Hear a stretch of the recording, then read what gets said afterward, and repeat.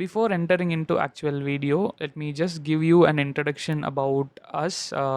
We are Endurance Engineering Academy. We offer online video course for GATE exam preparation.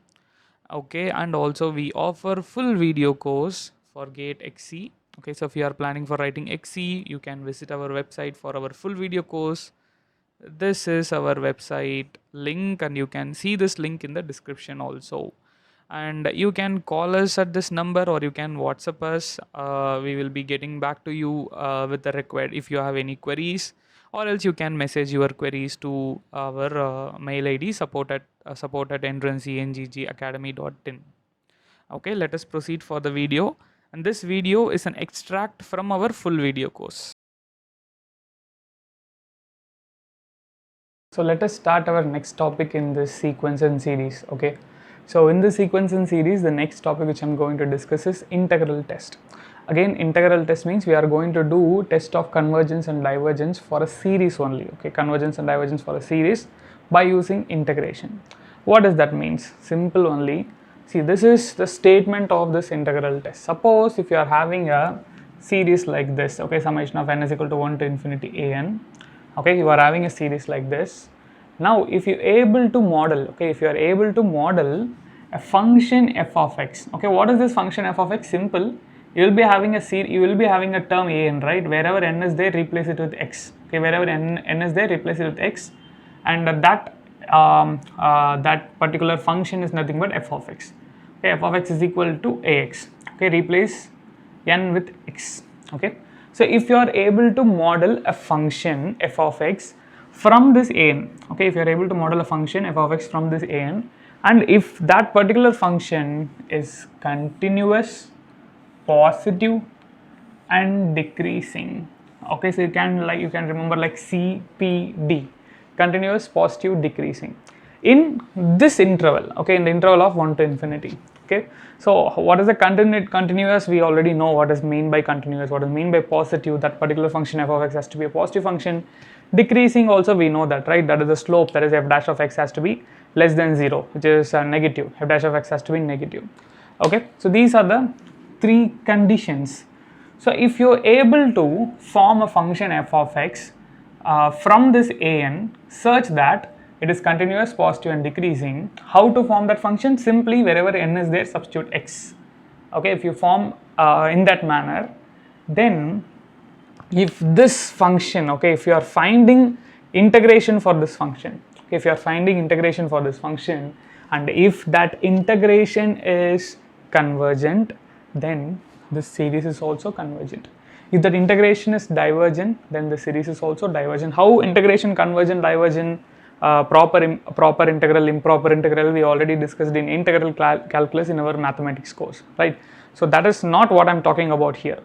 Here we are trying to relate the convergence and divergence of the integration with convergence and divergence of our series. If I want to find whether this series is convergent or divergent, simply form a function f of x from this term an such that that function is continuous, positive and decreasing. Then if you able to find out, okay, if you able to find out whether this integration, okay, like the one more important point is it has to be continuous, positive and decreasing in this interval only, from 1 to infinity only. Let me write it, from 1 until infinity. Okay, so why I am making it as a open bracket? Because infinity is not included. From 1 until infinity, there is all the positive numbers, all positive numbers. Okay, now so if f of x is continuous, positive and decreasing in this interval, then if you able to find out whether this is converging, then an is also converging, that is the series is also converging. If you able to find out, or if you able to say that this integration is diverging, then this series is also diverging. That is the concept. It's a simple concept in fact. Okay, but you can understand this bit more by making it look somewhat logical. Okay, suppose an means what? If I substitute n is equal to 1, okay, I will get some value. Okay, this is let us take, this is n is equal to 1, this height is a1. If I substitute n is equal to 2, I will get something like this.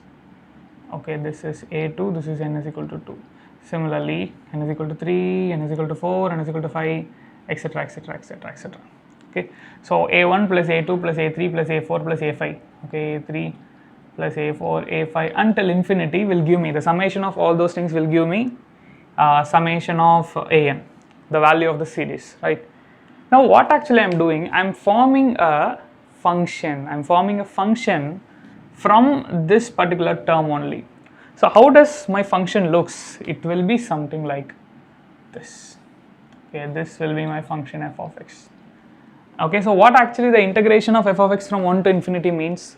Integration of f of x from 1 to infinity means area below that curve, right?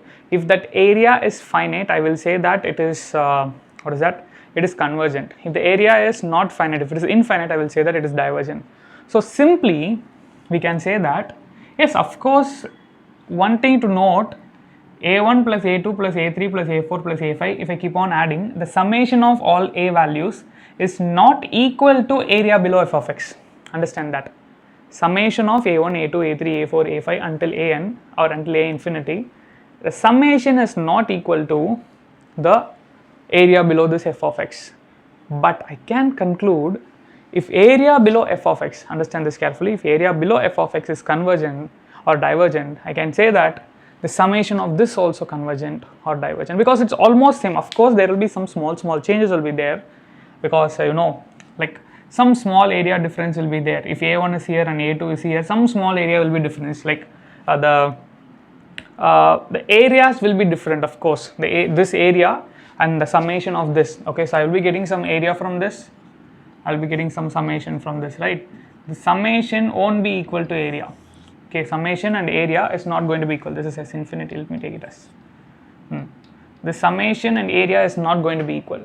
But if this is convergent, then this is also convergent. If this is divergent, then this is also divergent. That I can say. Okay, so that is the condition here. So both has to converge and both has to diverge. Okay, if until or unless if this three condition is satisfied, because if suppose this curve is discontinuous, I cannot use this. If this curve is not positive, that is, I am not having a positive a in value. Suppose if I am getting a in a negative direction, a4, a3, a4, something like this in a negative direction, I cannot use this principle. Okay, so integral test can be used only if I am able to form f of x if it is continuous, positive and decreasing. Okay, right. So that is what I said, that here already integral test tells us whether it is convergence or not, whether our series is convergence or not, but it not necessarily gives the sum. Okay, it not necessarily gives the sum. The sum of this series is not going to be necessarily equal to the integration value, which is the area below the curve value. Okay, right. Now listen carefully. There is one more thing to talk about. Let me take one series. Okay, a1, a2, a3. Okay, let me take one series. a1 plus a2 plus a3 until a infinity. Okay.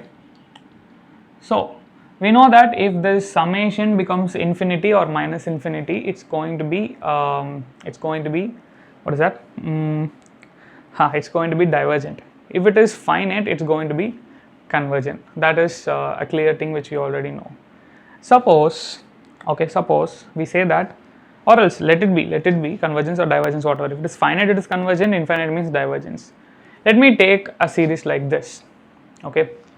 If I remove some finite values, if I remove some finite numbers from it, for example, I am removing a1, a2, okay, and a3.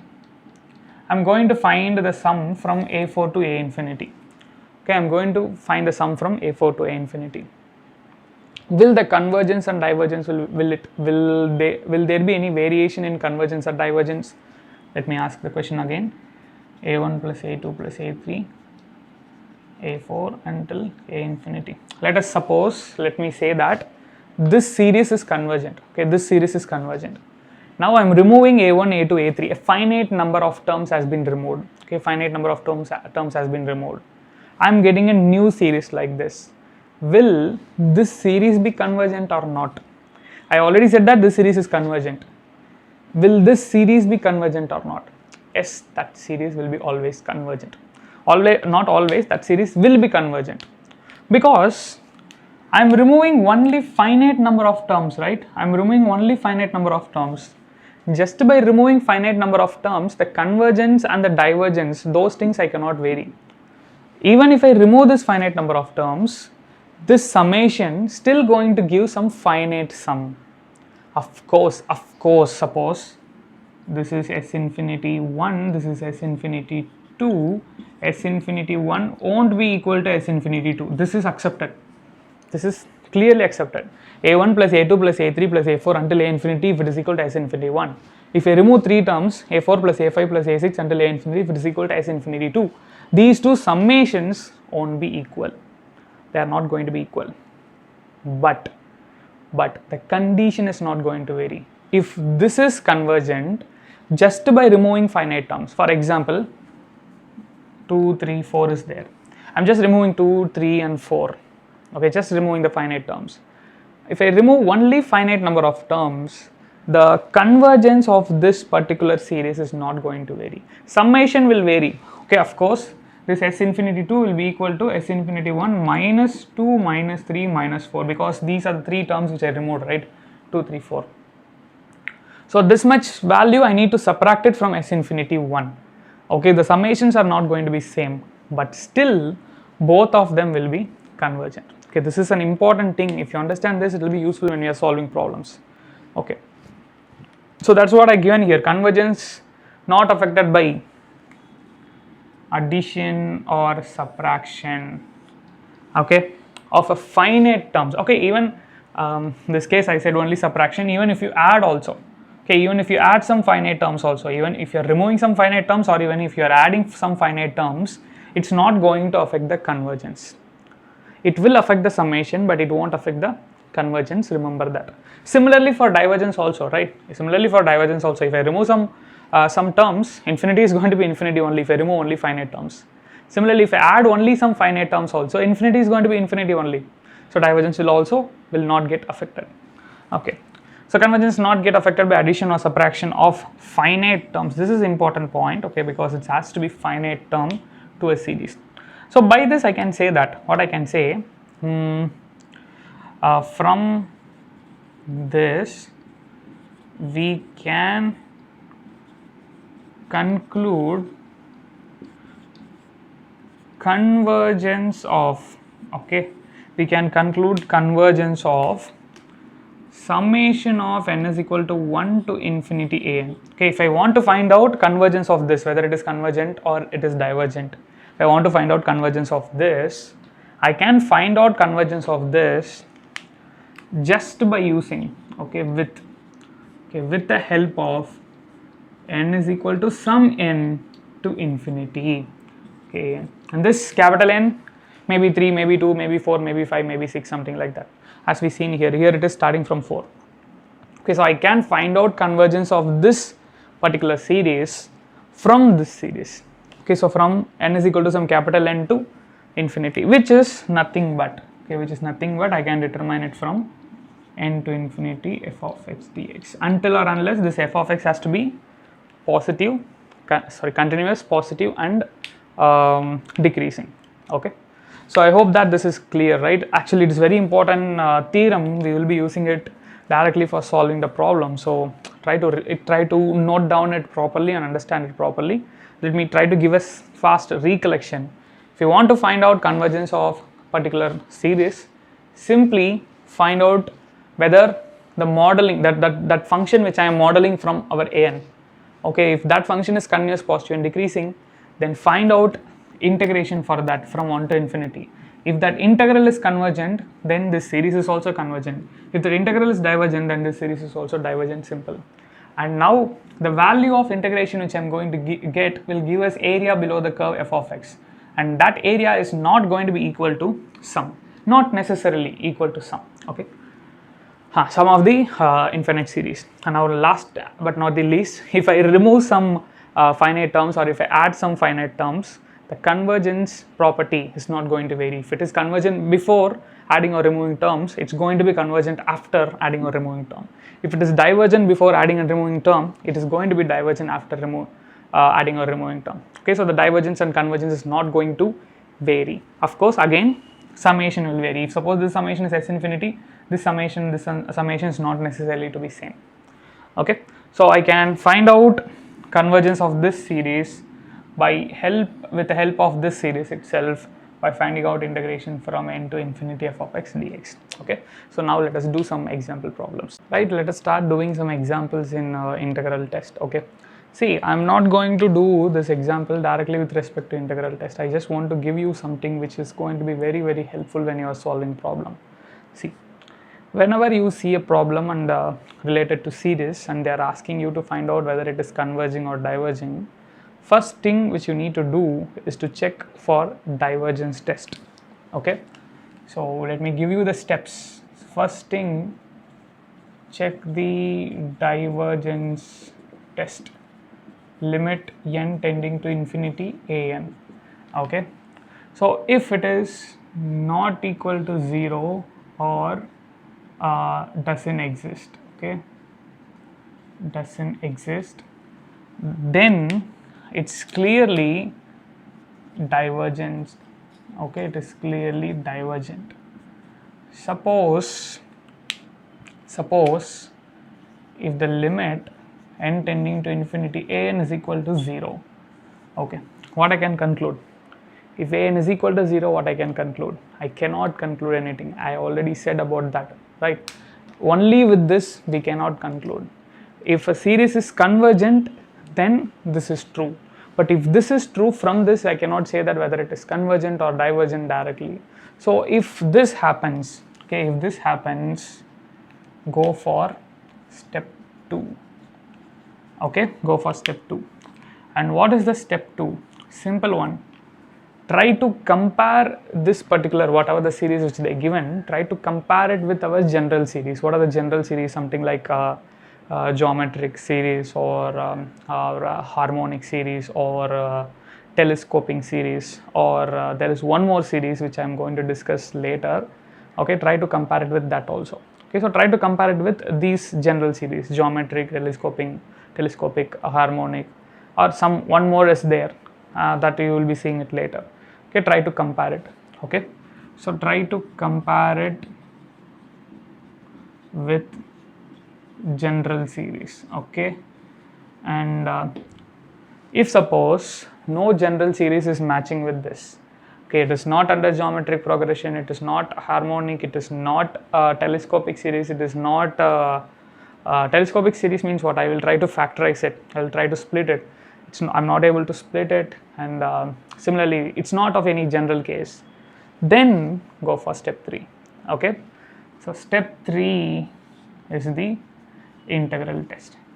Don't directly go for integral test. Yes, of course integral test will give you the answer, okay, but it will be sometimes lengthier process. Okay, sometimes doing integration will become tough, and in exam time I won't recommend you directly to try and check integration. It might consume more time. Okay, first step is to check with divergence test. Okay, right, so now I'm not going to do all those things, divergence test in comparative general, for this problem, but you try it. If you apply limit n tending to infinity, of course you are not going to get if you substitute n is equal to infinity, what happens actually here? 1 infinity square plus 1, that's going to be infinity. 1 by infinity is 0, right? So I will be getting a 0. So first step is it's not going to be the thing.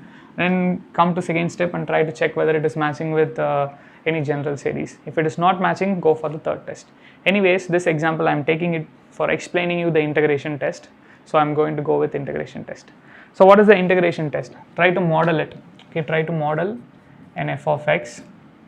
So that is going to be wherever n is there, replace it with x, so x square plus 1.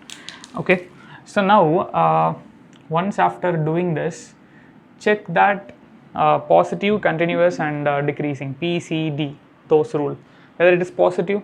Listen here, all those things, positive, continuous, and decreasing, has to be checked between 1 and infinity only. So between 1 and infinity, is it positive? Yes, it is positive. If I substitute 1, 2, 3, 4 or 5, whatever for this x value, f of x is not going to be negative, right? It's going to be positive. So numerator is positive, denominator is also positive. So it is positive. Is it continuous? Of course, yes. It is discontinuous. When it will be discontinuous? only if x square equals to minus 1. Okay, when denominator becomes 0, then only it is discontinuous. X square is equal to minus 1 means x is equal to plus or minus I. Okay, so which is obviously a complex number, which is not we are going to deal with. Between 1 and infinity it is continuous. Okay, between 1 and infinity it is continuous, so not an issue. Is it decreasing or what? Of course it is decreasing. How can I say? Numerator is 1, denominator x square plus 1. If I put 1, I will get 1 by 1. If I put 2, 1 by 2 square plus 1, which is less. If I put 3, 1 by 3 square plus 1, which is further less.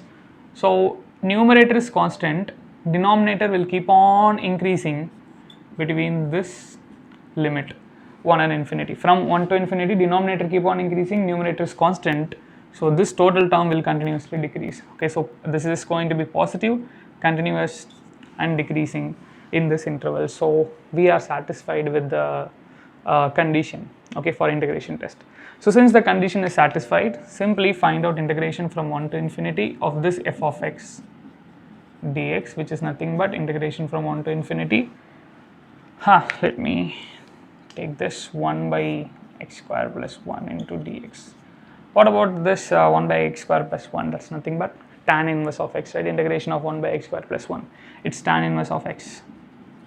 So tan inverse of x, upper limit is infinity, lower limit is 1. So tan inverse of infinity minus tan inverse of 1. And when tan theta will become infinity? When theta is pi by 2. So tan inverse of tan inverse of infinity is pi by 2. And when tan theta will become 1? When theta is pi by 4, that is 45 degree. So tan inverse of 1 is pi by 4. So pi by 2 minus pi by 4 is what? Pi by 4 again. So pi by 4, is it convergent or not? Yet, yes, it is convergent. It is convergent because I am having a finite value. Okay, I am having a finite value, so it is convergent. Listen, the conclusion, what is the conclusion which I am getting? This improper integral is convergent. Hence, this improper integral becomes convergent. This integral becomes convergent. Our series is also convergent. So this is also convergent. Okay, that is our integration test, right? Now, can I say that summation of this series is equal to pi by 4? Can I say like that? No, I cannot. This pi by 4 is indicating area below this curve f of x. Okay, but summation of this term an, okay, this term is an, right? So summation of that term an is different, or it not necessarily to be same as that of this pi by 4. Okay, but if this integration is convergent, this will also be convergent. That is true. So the final answer is, hence this is convergent, this integration will also be convergent. Okay.